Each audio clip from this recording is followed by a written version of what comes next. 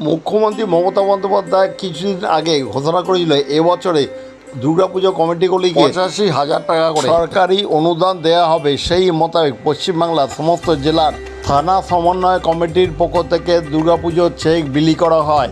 রবিবার সন্ধ্যায় বারুইপুর পশ্চিম বিধানসভা কেন্দ্রের অন্তর্গত 183টা বারুইপুর থানা সমন্বয় কমিটির পক্ষ থেকে চেক বিতরণ করা হয় বারুইপুর পৌরসভার 12 নম্বর ওয়ার্ডের সোনাতরি কমপ্লেক্সে।